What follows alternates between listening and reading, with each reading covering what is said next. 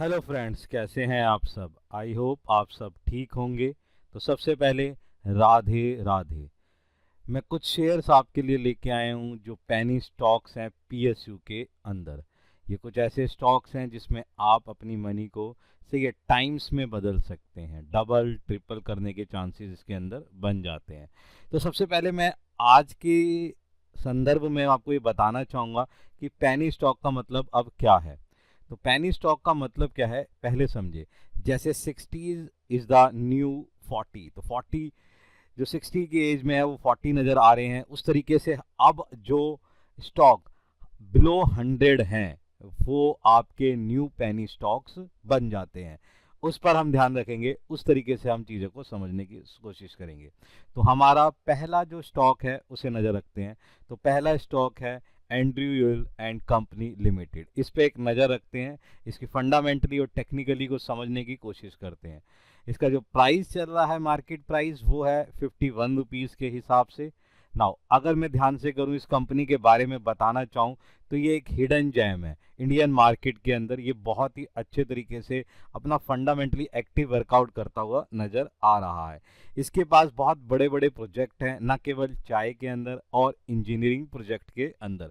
जिस तरीके से ये डिफरेंट बिजनेस करता है, अलग अलग एक्टिविटीज़ में वर्कआउट करता है, ये कंपनी एक अच्छे हाइक की तरफ जाने की कोशिश कर रही है। इस कंपनी के दो तरीके से काम तो देख ही सकते हैं। एक तो चाय की तरफ ये अपना एक प्रोजेक्ट बना के चल रहा है, और एक इंजीनियरिंग के अंदर। तो ये एक तरीके का हिडन जेम आप कह सकते हैं कि ये इस तरीके से वर्कआउट कर रहा है। ये कंपनी एक अच्छे पोर्टफोलियो के हिसाब से वर्कआउट करते हुए चल सकती है। इस पे दो तीन चीज़ें मैं आपको बताना चाहूँगा।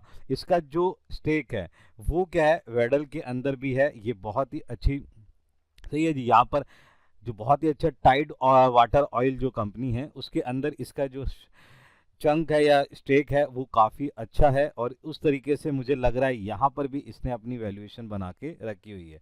यहाँ पर मैं बताना चाहूँगा कि इसने जो होल्ड करा हुआ है वो होल्ड करा हुआ है 26.2% stake in the Tide Water Oil के अंदर। सही है, जिसकी कंपनी का जो मार्केट कैप है वो मार्केट कैप है 4175 करोड़। और इस कंपनी का खुद का जो मार्केट कैप है वो है 2450 करोड़। तो ये स्टेक रखती है 26.2%। इस पे आप एक नज़र बना के जरूर रखें। फंडामेंटली ये अच्छा ग्रोथ करने की पोजीशंस पे चलती हुई नज़र आ रही है। जिस तरीके से पोजीशंस मुझे नज़र आ रही है वो एक अच्छा वर्कआउट करती हुई नज़र आ रही है। नेक्स्ट इसमें मैं आपको ये बताना चाहूँगा कि 89.93%, यानी कि लगभग लगभग 90% जो है गवर्नमेंट भी इसमें ऑन करती है। इसको अपनी नज़र में रखें, ये एक अच्छा आपके लिए वर्कआउट करता हुआ नज़र आ सकता है। तो गवर्नमेंट भी इस पे वर्कआउट करती है और इस पे पोजीशंस बना के रखी हुई है। अब मैं आपका इसको टेक्निकली चार्ट बताने की कोशिश करूं तो मंथली टेक्निकली चार्ट इसमें क्या है वो चीज़ मैं आपको बता देता हूं। मंथली टेक्निकली चार्ट जो हमारा टारगेट है वो टारगेट है 100 के ऊपर। और अब इसमें वर्कआउट कैसे करना है, जो टारगेट 100 के ऊपर है इसका जो मैं आपको ट्रेंड बताने की कोशिश करूं, तो ट्रेंड जो है इस समय अप ट्रेंड की तरफ चल रहा है। और जिस तरीके से अप ट्रेंड है वहां पर पोजीशन एक तरीके से वर्कआउट करती हुई चल सकती है। अब आपने इसके अंदर कैसे अपनी पोजीशंस बनानी है वो बताने की कोशिश करते हैं। तो अपना जो टारगेट है वो 100 है, 100 को अचीव करना है। किस तरीके से वर्कआउट कर रही है इस समय, जिस तरीके से ये 50 के अबाव चल रहा है थोड़ा सा शेयर। लेकिन यहाँ आपको दो तीन चीज़ें रखनी है कि आपने यहाँ पर एंट्री कब बनानी है, डिप में एंट्री बनानी है। यानी कि जैसे ही शेयर नीचे ब्लो में आता है 30 35 इस तरीके की कोई अगर आपको लगता है डिप पोजीशन, वहां पर आप धीरे धीरे धीरे अपनी पोजीशंस को बनाते चले जाएं। और ये आने वाले कई समयों के अंदर ये आपको एक अच्छा रिटर्न पोजीशंस दे सकता है। और पोजीशन ये ध्यान रखें कि डिप पे अपनी पोजीशंस बनाएं। सपोर्ट लेवल में जो दे रहा हूँ यहाँ पर ये 30 to 35 के करीब दे रहा हूँ, इस पे आप अपनी पोजीशंस बना के चल सकते हैं। एक अच्छा शेयर है, आने वाले टाइम के अंदर ये अच्छा वर्कआउट करता हुआ नजर आ सकता है। तो ये है आपके पास एक शेयर जिस पे आपने अपनी पोजीशंस बना के रखनी है, वैल्यूएशन लेके चलना है और इसका बेनिफिट आप इसमें उठा सकते हैं। नाउ अब हमारे पास तैयार है सेकंड शेयर। अब सेकंड शेयर पे हम चलते हैं और नज़र मारते हैं कि ये क्या है। तो सेकंड शेयर है भाई bank of Maharashtra. Bank of Maharashtra पे आपने एक नज़र बना के चलनी है, मैं इसके बारे में बताता हूँ। तो इस समय जो इसका प्राइस चल रहा है वो 65 रुपीज़ के करीब चल रहा है। यहाँ पर पोजीशंस किस तरीके से वर्कआउट होगी ये हम देख लेते हैं। तो नाउ अगर मैं ध्यान से देखूँ तो बैंक जो है ये बैंक ऑफ बड़ौदा जो महाराष्ट्र है, इसमें क्या है, छोटे बैंक में बहुत बड़ी बात। मैंने फंडामेंटली चेक करा तो मैं फिर बताने की कोशिश कर रहा हूँ, छोटा बैंक बट बहुत बड़ी बात। इसके अंदर क्या चीज़ें हैं उस पर नज़र बना लेते हैं। पुणे बेस्ड ये बैंक है, स्मॉल साइज का ये बैंक है, सही है जी। का अगर मैं कंपेयर करूं अच्छे अच्छे बिग प्लेयर के साथ ही ने ये बहुत ही अच्छा वर्कआउट करता हुआ नज़र आ रहा है। बड़े बड़े अच्छे प्लेयरों के साथ इसकी जो परफॉर्मेंस है ये परफॉर्मेंस बहुत ही अच्छा बेटर देते हुए जा रहा है। तो एवरीथिंग इस यानी कि किसी भी चीज़ में ये परफॉर्मेंस बहुत ही बेटर दे रहा है, इस पर आप नज़र बना के चल सकते हैं। नेक्स्ट मैं आपको ये बता दूंगा कि 2341 ब्रांचेज हैं इसकी ऑल ओवर इंडिया के अंदर। जिस तरीके से ये अपनी ब्रांचेस को और धीरे धीरे बढ़ाने की कोशिश कर रहा है, यहाँ पोजीशंस आपको लग सकता है कि ये बेटर पोजीशंस आपको दे सकता है। ऐसा ना हो कि आने वाले टाइम्स में ये शेयर पकड़ना थोड़ा सा मुश्किल हो जाए, इस पे आप एक नज़र पोजीशन बना के चले। अब मैं आपको एक चीज़ और बताने चाहूँगा कि यहाँ पर इसके पास जो है ये बैंक जो है NPAS, यानी कि NPAS जो इसका है वो इसका क्या है, लोएस्ट है। यानी कि बाकी PSU बैंक के हिसाब से इसका NPAS जो है सबसे लोएस्ट है। यहाँ पर इसका NPAS जो है 0.2% है इस समय। इससे पता लगता है कि ये ना के बराबर है और इस तरीके से इसको क्या मिल रहा है, क्लीन चिट। जिस तरीके से इसको एक क्लीन चिट मिल रही है इस बिहाफ पर, तो मुझे लगता है कि ये शेयर एक अच्छा वर्कआउट कर सकता है जिस तरीके से ये पोजीशन है दिखा रहा है अपनी फंडामेंटली। नेक्स्ट में अगर आपको बताऊं इसका नेट इंटरेस्ट मार्जिन के बारे में बात करें, पहले उसके देखते हैं कि जस्ट 2 साल के अंदर अंदर इसने जो है अपनी एसेट्स वैल्यू को इंक्रीज कर दिया है, क्वालिटी को बेटर कर लिया है, इम्प्रूव कर लिया है।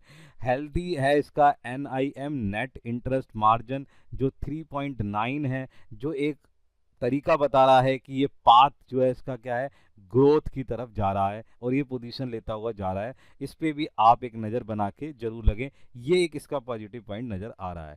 दूसरी तरफ मैं इसके बारे में बताना चाहूँगा जो इसका लास्ट 5 ईयर्स के अंदर प्रॉफिट है, जिसका CAGR compound annual growth rate जो है वो 23% से इंक्रीज हो रहा है। जो क्या कह रहा है, दे विल यानी कि there will be differently be return, यानी कि बहुत ही अच्छा पोजीशंस निकाल के ला रहे हैं, अच्छा प्रॉफिट निकाल के ला रहे हैं। इस पे आप एक नज़र पोजीशंस बनाए, फंडामेंटली बहुत ही अच्छा स्ट्रॉन्ग पोजीशंस दे रहा है।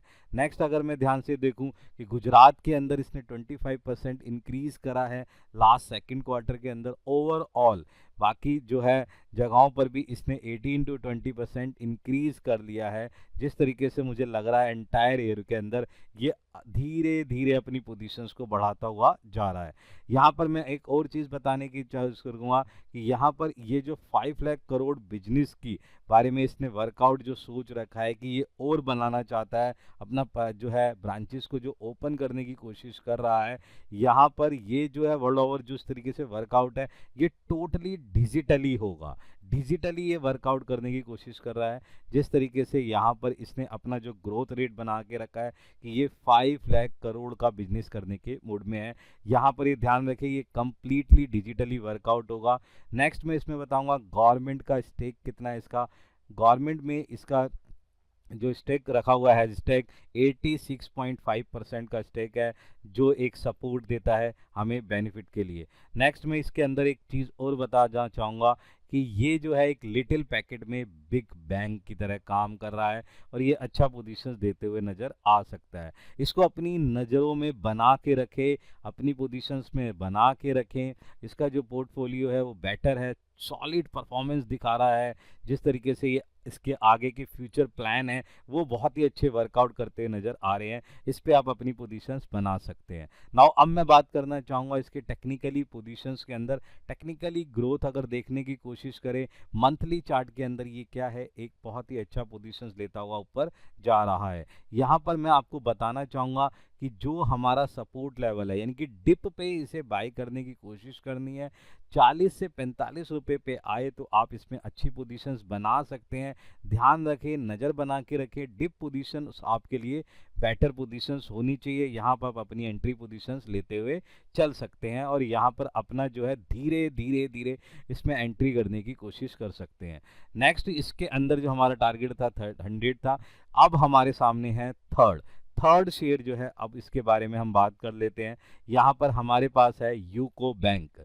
यूको बैंक के बारे में बात करते हैं तो यूको बैंक का जो प्राइस चल रहा है वो 54.98 के करीब है। इस पे एक नज़र बना के चलते हैं ना। अगर मैं यूको बैंक की बात करता हूँ तो यहाँ पर भी मैं अगर देखूँ, ये पब्लिक सेक्टर बैंक जो है, इसकी जो परफॉर्मेंस है वो बहुत ही अच्छा है, वर्कआउट कर रहा है।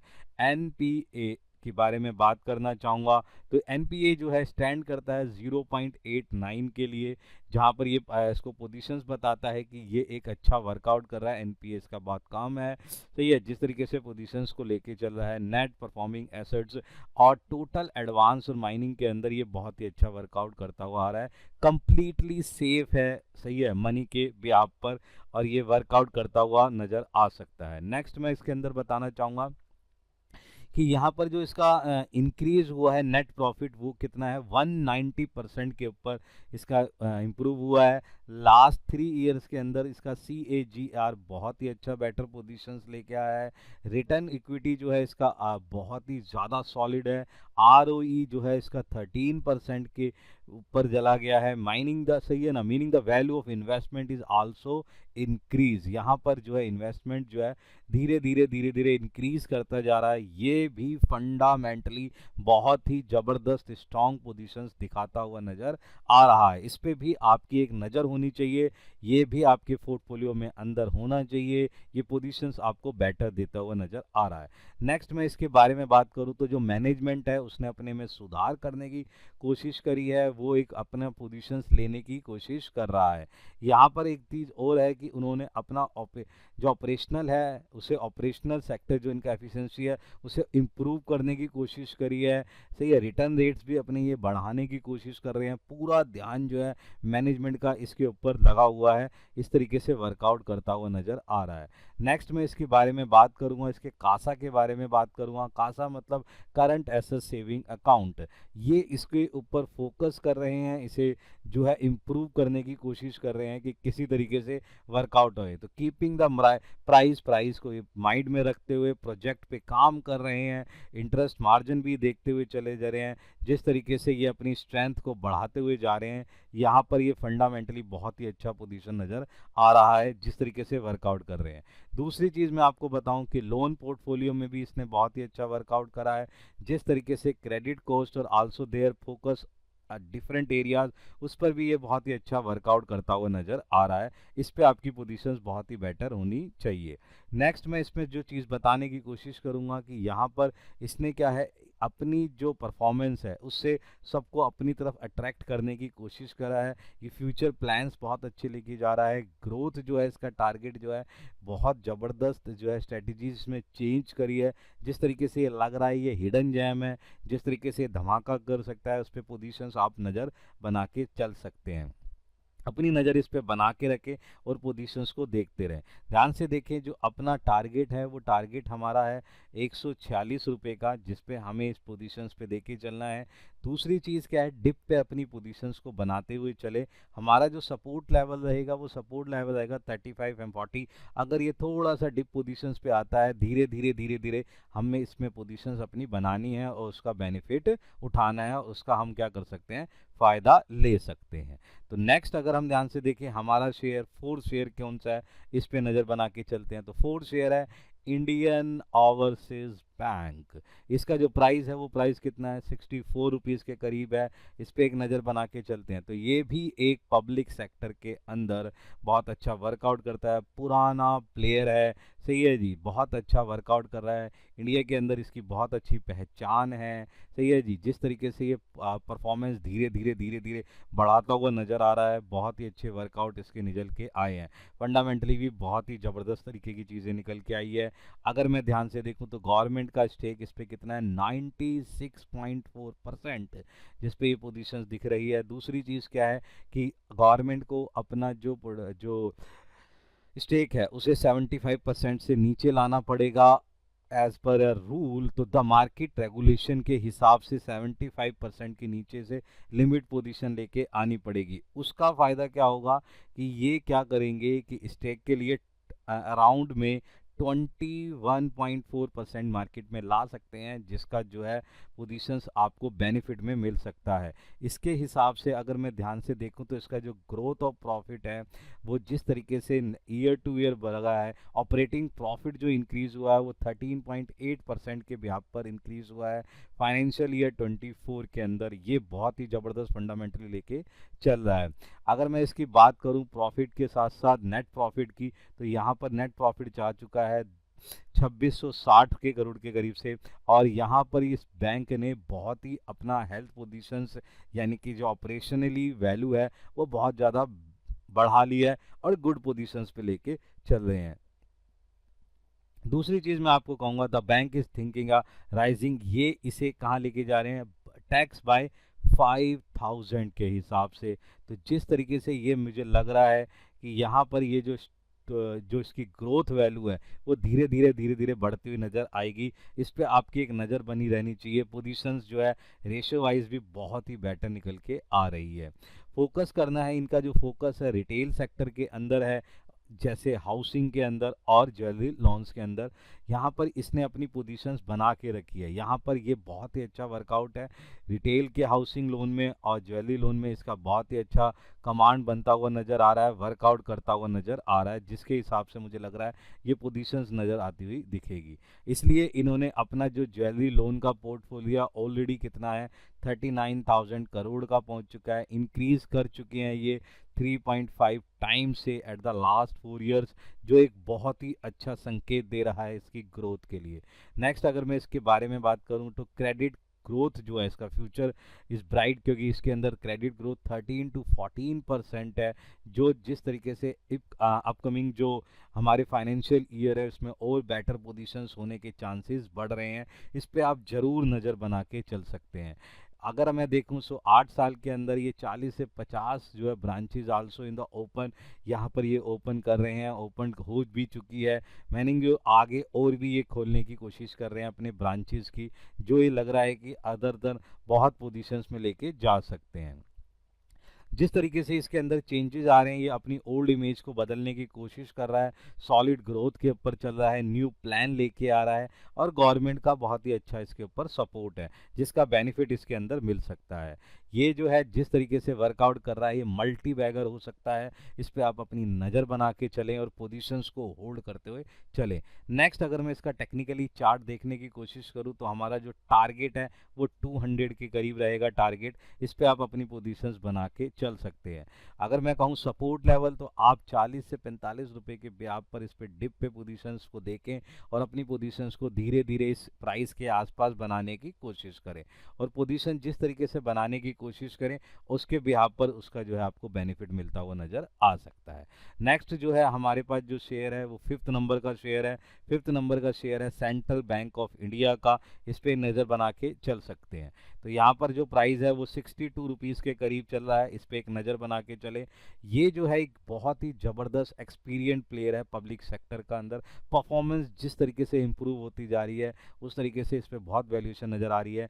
नेक्स्ट अगर देखें तो गवर्नमेंट का इसका जो स्टेक है वो 93.1% है, but the according of the rule of regulation of SEBI यहाँ पर इसे कम करना होगा 18%। ये ऑफर ऑफ सेल निकाल के ला रहे हैं इन अगस्त 2024 पे, जिसके ब्याज पर इसका कैश बढ़ेगा और इस पे पोजीशंस बढ़ेगी, यहाँ प्राइसेस बढ़ने के चांसेस बहुत ज़्यादा हो जाते हैं। अगर मैं देखने की कोशिश करूँ तो इसका जो एनपीए है वो क्या है 1.77% टू 1.23% हुआ है, डिक्रीज हुआ है। जिस तरीके से ये अपनी इंप्रूवमेंट कर रहे हैं इन एनपीए अंदर के अंदर। फाइनेंशियल हेल्थ इसकी बहुत अच्छा है, गेटिंग सेक्टर बहुत अच्छा है, स्ट्रॉन्ग पोजीशंस लेते हुए चल रहे हैं। इनका फोकस जो है वो बताना चाहूँगा retail sector, agriculture sector and MSME segment के अंदर है। यहाँ पर ये अपना एरिया लेके चल रहे हैं जिसके अंदर ये बिल्कुल क्लियर है। इनका बहुत द मेजर चंक जो है इसका ऑफ द कहाँ पे है, देयर द लॉन्ग पोर्टफोलियो के अंदर है, जिसपे इन्होंने बहुत ही अच्छी महारत हासिल कर ली है। अगर मैं दूसरी ओर देखूं, ओवरऑल सेंट्रल बैंक जो है इंडिया के अंदर इम्प्रूव करता जा रहा है परफॉर्मेंस के हिसाब से। जो फ्यूचर प्लान है वो बहुत ही अच्छे नज़र आ रहे हैं। इसको भी आपने अपनी नज़र के अंदर रखना है, पोजीशंस बना के चलनी है, वैल्यूएशन लेके चलनी है। हमारा जो टारगेट है वो 173 है। 2015 और 2017 की बात करूं तो हमारे पास 120 का हाई आ चुका है, जो जो एड एंड शोल्डर यानी डबल टॉप की पोजीशंस बना चुका था, वहाँ पोजीशन इस तरीके से है। सपोर्ट लेवल की बात करूँ कि 38-40 पे आपने सपोर्ट पोजीशंस पे इसको लेके चलना है। वहाँ पर अगर आपको मिलता है तो ये पोजीशन है, डिप पे से बाय करें। 120 का आपका टारगेट पहला है, सेकंड टारगेट हमारा जो है 173 रुपये का है। तो ये कुछ ऐसे शेयर थे जिस पे आप अपना बेनिफिट उठा सकते हैं और उसका वर्कआउट ले सकते हैं। प्लीज़ इस पे अपनी नज़र बना के रखें और इसका बेनिफिट उठाएं। इसी तरीके से मैं आपके लिए कुछ ना कुछ शेयर लेके आता रहूँगा। ये मल्टीबैगर शेयर्स थे जो आपके लिए बेनिफिट हुए हैं। तो मिलते हैं फिर हम अपनी नेक्स्ट सीरीज़ के अंदर। कमेंट करते रहें, सही है, चैनल को सब्सक्राइब कर लीजिए।